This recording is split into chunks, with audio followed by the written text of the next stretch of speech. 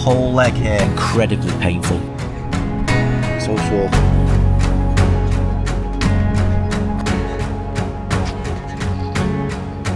I mean, come on now.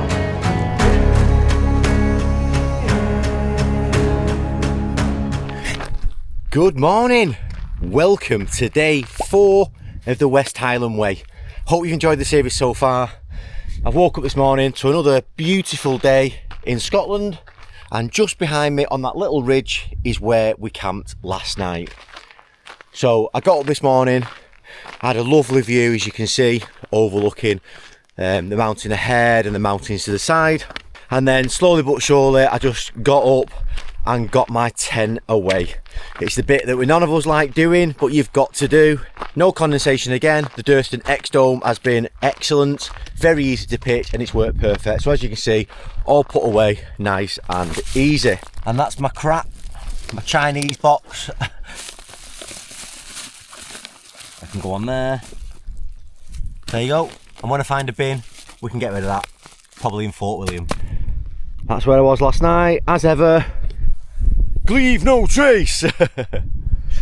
If you've been watching the series so far, you'll know that I've been suffering with my shin splints. Yes, they are still a thing today. My leg has really reduced in swelling, which is good. Still sore, but hopefully this will plod on till the end. I've got a nice fresh pair of socks. I've got them pulled right the way up, almost like a little support. So a nice fresh pair of socks, feels good. These were my bed socks, but I haven't worn them once. So I've started my trail on my watch again, loaded on from Garmin, just pick up the same route and click follow. And it actually said I've got 21.7k to the finish.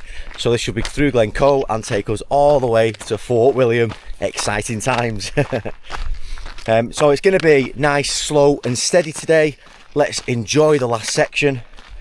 It's supposed to be, beautiful as well, obviously through Glencoe, and we should hopefully get a view of Ben Nevis. And I imagine this will take around, probably the pace I'm going, maybe around 5 hours, something like that. Maybe a touch longer. So hopefully we'll arrive around 11:30 to 12 o'clock in Fort William. I've no idea how I'm getting home yet. I need to get back to Milngavie. So hopefully I'll work it out when we get there. We'll see if there's a bus or a train or something like that. Hopefully it's okay. Spotted 2 other tents down there as well. An X-Mid, and I think that's Van Gogh Helvellyn or Van Gogh Banshee 200, something like that. I've seen people with a multitude of tents, so many different variations, but I've seen 2 tents pop up more than any. The most popular tent that I've seen on this trail is the X-Mid 1 person. Not the Pro version, just the X-Mid 1P. That is the one I've seen most commonly. I say the second most popular is like a Van Gogh or a Wild Country tent. So just seen some OEX as well, but yeah, I'd say like the Wild Country tents and the X-Mid. So there you go. I haven't seen a single X-Dome. I've been the only one. So if you're worried about doing it, you've got like both those tents are, one of them's super cheap, and the other one is relatively cheap for a trekking pole tent. So you don't have to spend too much money, but I have seen people do this in some crazy big tents as well, and heavy. So if you're going to do this, in my opinion, try and get a small tent. Don't pay a lot of money, you don't need to. That looks like a cracking place for a wild camp. Awesome. So just following this road now, it looks like we've got a kind of undulating path. Nice straight for a while, which is nice. I'm glad I did that climb out of the last town last night and got that out of the way. I wasn't having a sweat on this morning and putting extra pressure on those legs, so it's given me a nice easy start for the day. But I'm going to talk a little bit about food for this one, because you probably noticed I haven't shown much food on the channel on this hike, as what I'm eating, what's keeping me going, because I've not had a lot. And that's the truth. So last night in my tent, I ate all my special fried rice in my tent. So rice is obviously good for energy and things as well. Nothing for breakfast this morning, apart from a little digestive. And you remember I bought these a couple of days ago. So I've still got 2 of these, maybe 3. I think I got 5 in the pack. So all I'll have today is I'll have 1 of these this morning, and then later on I've got another one, or I've got squares bar. So I brought, I think, 4 square bars from home. and I've got one more left. So yeah, I just find that through the day, I just have a couple of little things, not much. I don't really need much. And then occasionally you've seen me stop at like a shop or something like that and get a little, you know, just something a little to keep you going. So you just need to balance it right to make sure you're getting enough energy to do what you need to do. I mean, I've had things like a little bit of Lucozade, which helps. And everyone does it different. As daft as you may think this is, you know I struggle with my mental health a little bit. I also struggle with how I look, and I always feel fat. When I come back to edit this and I see myself in a t-shirt, it looks like I've got tits. And it really gets to me, it really bothers me. And that's why sometimes I don't go out if it's nice. I think I can't just wear a t-shirt on its own, I don't like how it looks. So some people say I've got body dysmorphia, who knows, but the way I see this trail as well for me is I try and lose a little bit of weight. So I don't want to have loads of shit. Even though it's energy, if I feel like I'm depleting of energy, I'll have something.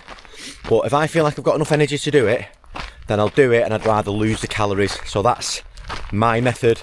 It's not the probably best way to do it, but for me it'll work well. So I know at the end of this, I've eaten pretty clean. I've had bananas, apples, things like that, rather than too much. You know, I've had a piece of cake, but not too much crap. I've hardly eaten anything, to be fair. So we're talking about the most popular tents, and there's yet another one, another ex-mid solid. Although that guy is near the water down there, and I can see him and he's got a midge net on. So yeah, it might not be such a great location down there. Midges, by the way, I've been fine on this. Yes, there's been an occasion where I've had a few midges annoying me, but oh my god, considering the weather, I was expecting midges galore. I thought I'd come too late, but I've timed it perfect. Just absolutely normal, it's been fine. Been very, very lucky. But if you come to do this, June, July, God help you. As you probably see, I just stopped very, very briefly, only for 2 minutes, just to take my two tops off, because it's warmed up a little bit now and I'm still in the shade, but I'm just about to go in the sun. As you can probably see, the sun is just about to come over the mountain. I can see it ahead and it's going to get warm, hopefully. Let's get over these next couple of mounds and see what we see next, see if it opens up. Look at the state of this. Leave No Trace clearly carried that up there and left all of that rubbish there. Tenants lager, scruffs. And I'm sorry, but I can't carry that down, that's too much. I've already got stuff in my bag. I was just talking with a Scottish guy yesterday saying how amazing it is that in Scotland you can camp where you want. I think it's brilliant. And obviously I've always known that, but once you see it, you walk around, you're seeing these vans pull up in just any little lay-by and different things. It's amazing, and I wish we had that in the UK, but it seems to be handled quite well over here. I don't know how they don't have crap left everywhere, because I'm telling you now, in the UK, if they announce next week you could wild camp anywhere, I'm telling you now, there'll be party tents, beer, fires, everything everywhere. We just couldn't do it. You know, they obviously must have those problems, but yeah, I don't know how they manage it. I think it's amazing. So if you do camp or you do hike and you carry your shit up, carry your shit down. Sorry for swearing, but occasionally it's needed.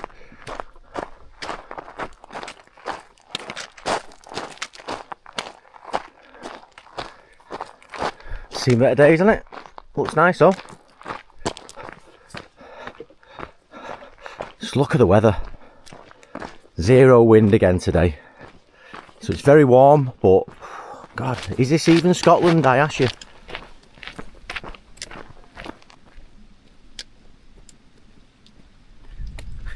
There you go, you've had one. Oh. I apologise, I've not been very creative on my shots for these. It's incredibly difficult when you're doing these hikes sometimes. When you start out with every intention of what you want to do and how you want to do it, setting this up, I can walk away here, I can do that. Yeah, since I've had my injury on my leg, I need to save every little bit of energy I can for that leg, because it is sore. Really sore today again. It's these stones. I mean, you see when I'm coming down, where I can, I stand on the grass, but yeah, these stones kill my right shin.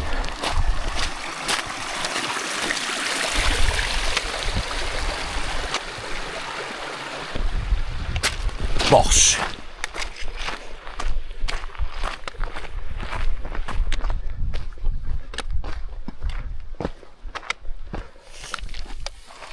Oh, I'm having to stop for my first time. Ah, my leg. Shit. So sore. So sore. I'm in incredible pain. So I'm gonna have to have. It's annoying because I'm not tired at all. One bit, I just want to keep going, but the pain is unbearable. So I need to sit here for, I don't know, 5-6 minutes. I feel like if I just let, I mean, I ideally need to lie down on my back with my feet in the air, but I can't do that here. But if I just leave it for 10 minutes, it just kind of help a little bit. I'm just gonna rub it, and then we'll crack on again. We'll continue.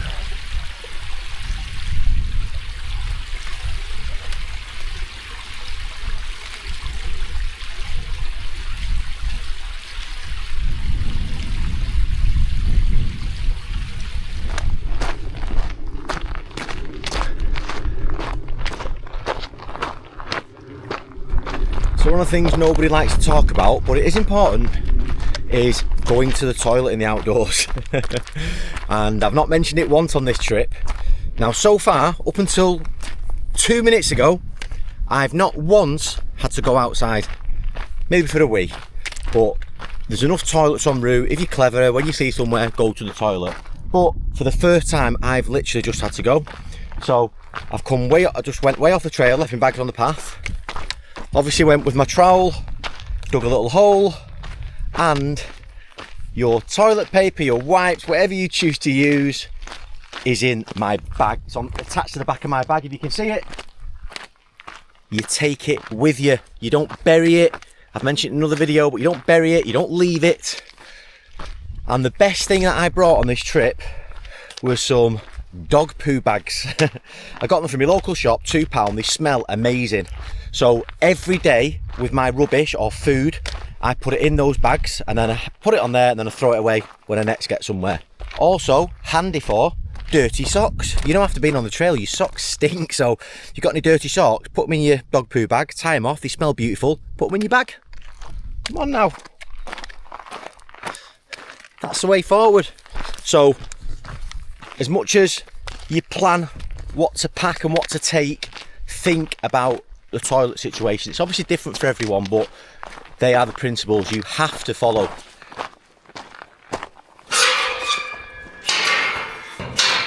There we go, done our job. Little sheet pens here. Just spotted another little tent here, and it looks to me like an OEX. I'm going to say Fox 1. It looks quite small, that, but we'll see as we go past. Let's have a look, see if I was right. Got it. OEX Fox 1 V2. Are you like this as well if you camp? You see tents a mile off and you know what they are. Yeah, probably the second most popular tent. Actually, the Fox 2.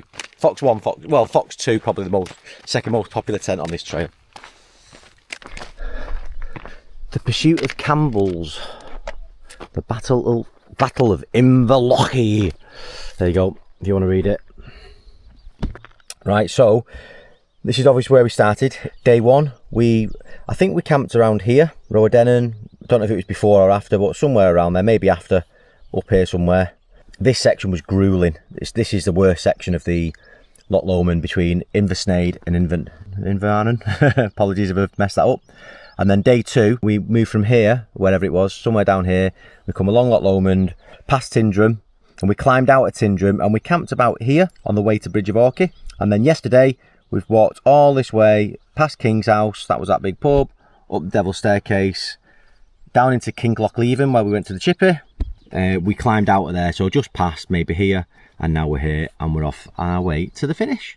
So it says Ben Nevis, eventually, to our right. Obviously, we can't see it just yet. We've got 12 kilometres, 12.8 kilometres to go to the finish. But again, there's no rush, and I am going very slowly. Did you know I had a sore leg? Oh. Looks like we've got a bit of a climb up here. Not much, but a little climb. We are here, and then that's where we're going.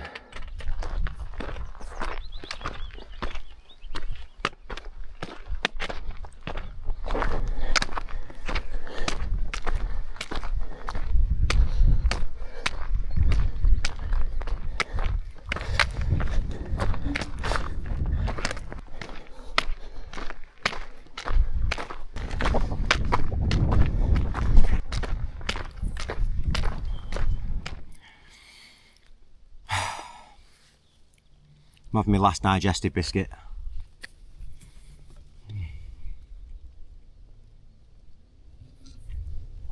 I'm actually a little bit tired today. Tired of moaning about my leg. It's mentally always tough, this last bit, because you're like, I'm so close yet so far. But we'll keep going. Just need another few minutes on my leg. Now, is that Ben Nevis? Could be, because I can see what looks like the proper cairn on top. Now, is that the big boy? Or is it not? Of course it was Ben Nevis. You probably can't see on this camera, but you can see the zigzag path on the way up. If you've done it, you know. Obviously there's a few routes up there, but that's the most common.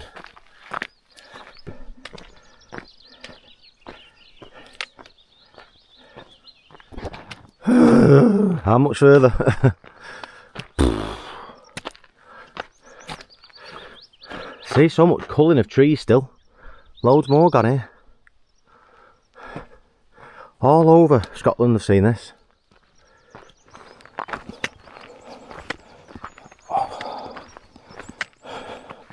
There's Ben Nevis behind.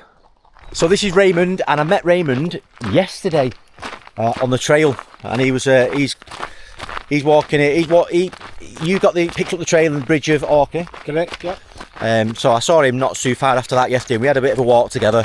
Then I had to sit down. I was in agony. But yeah, it just caught me up before, and I'm trying to keep up with him on the way back now. We've got about 5k left to the finish, 5.5k. So another hour and a half, hour and 20 minutes, something like that. It's always good to chat to people on the trail. I always say that. Absolutely. Just been following this track down. Not filmed for a little bit again. Our friend just ahead.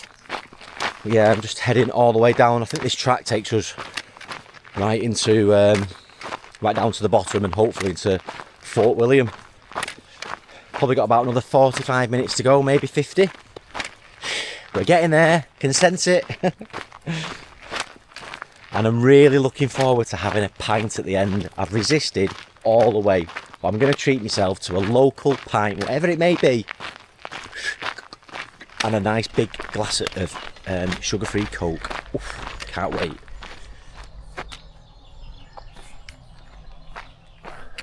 Through the woodland we go, I think.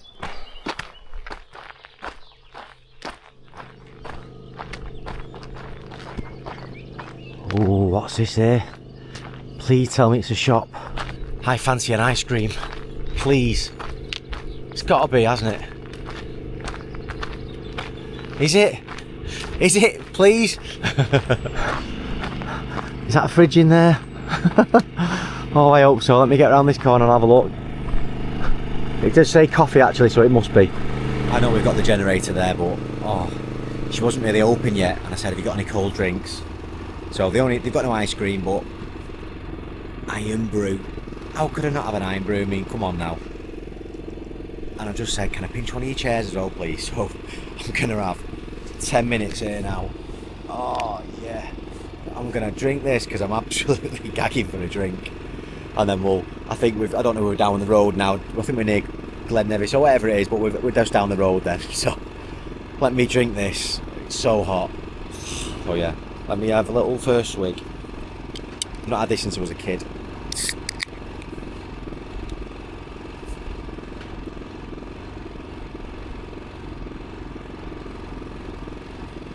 Yes.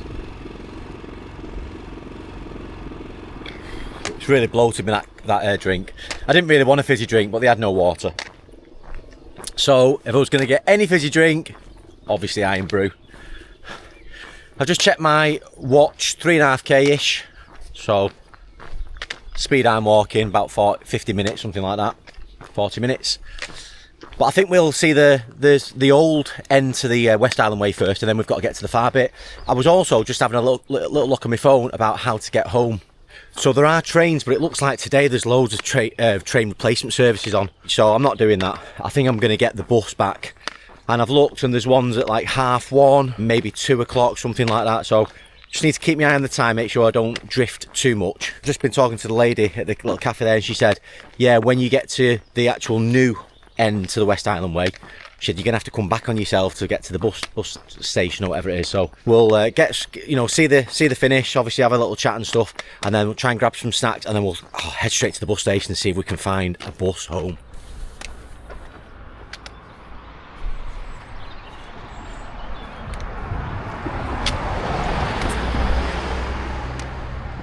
I've literally just had to have another couple of minutes sat on a wall. We're getting there though. Right, we've got to the original end of the West Highland Way. Yeah, so that was the original one, but now they've moved it, so we've got about another kilometre to go.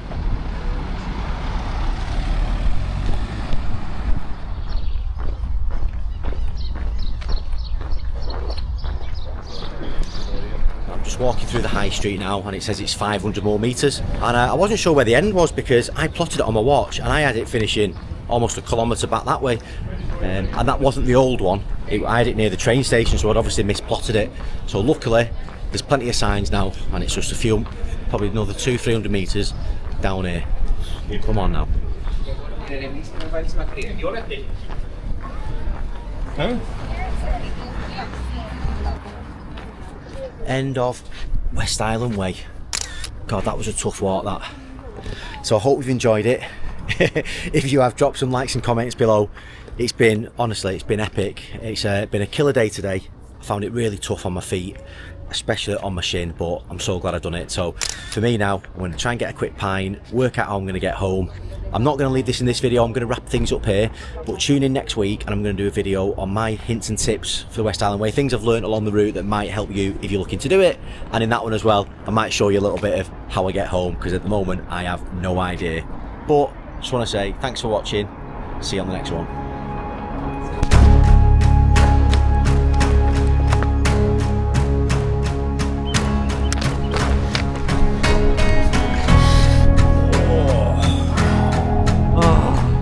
My whole leg here, incredibly painful. So sore.